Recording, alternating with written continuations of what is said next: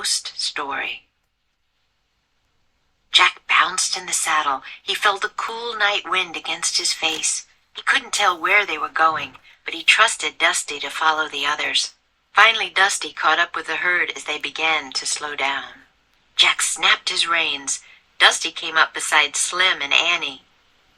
"Howdy," said Slim. "Howdy," said Jack. "Howdy," said Annie. "Are you okay?" Jack pushed his glasses into place.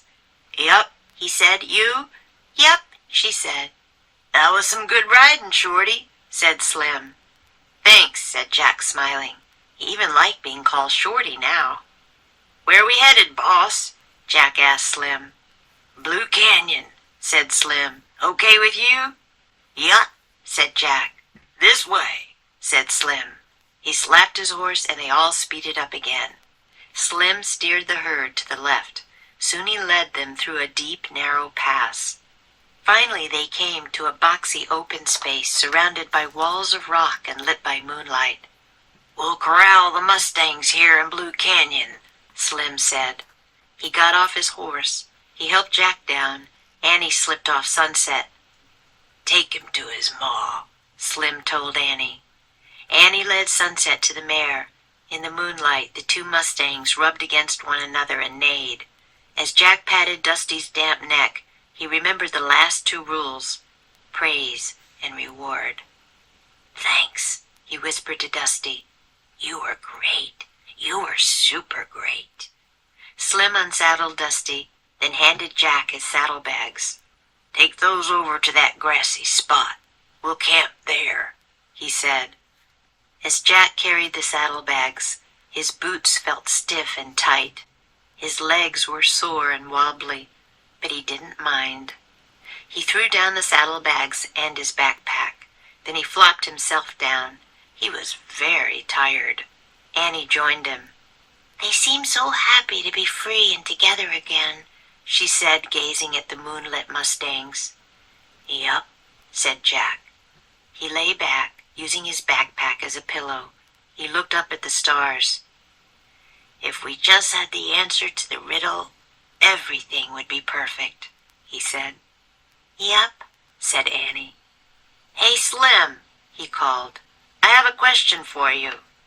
"Shoot," said Slim. "Do you know the answer to this riddle?" Jack asked.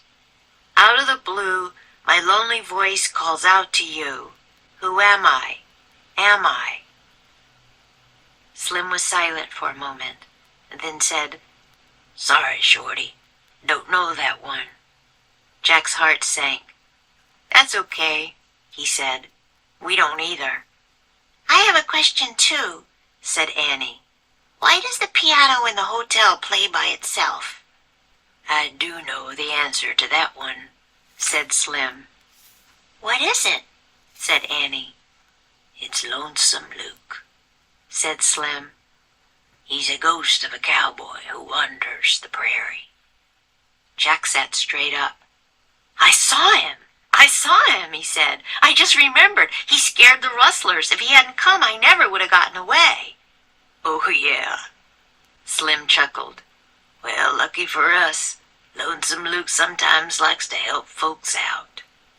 Slim threw his saddle down next to Jack and Annie and sat against it. "Years ago, Lonesome Luke had a gal who he was just crazy about," said Slim. "She couldn't take the Wild West, though, so she went back east." "What happened then?" asked Jack. "Luke went loco. Every night he'd show up at the hotel and play the piano. He played Red River Valley over and over. Then one night he just vanished into the prairie and was never seen alive again. His bones were found a year later, but folks say his ghost returns to the hotel piano to play Red River Valley. It goes like this." Slim took out a harmonica. He began to play a song. It was the same sad song Jack and Annie had heard in the hotel. Jack lay back down and listened to the lonesome tune. A coyote howled in the distance. The horses stirred in the dark.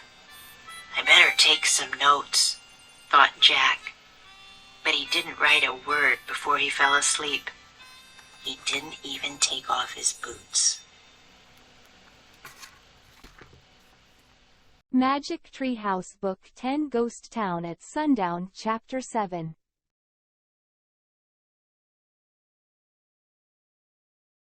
Catch up with. Finally Dusty caught up with the herd as they began to slow down.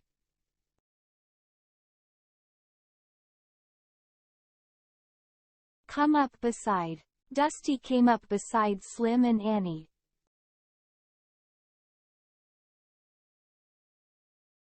Surrounded by. Finally they came to a boxy open space surrounded by walls of rock and lit by moonlight.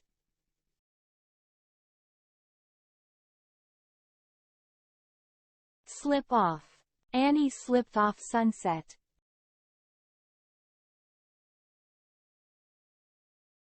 Flop oneself down. Then he flopped himself down.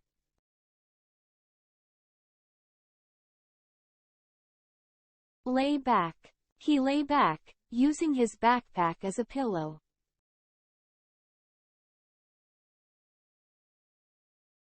Out of the blue. Out of the blue, my lonely voice calls out to you.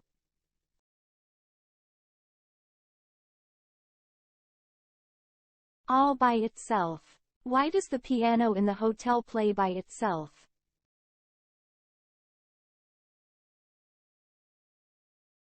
Go loco. Luke went loco.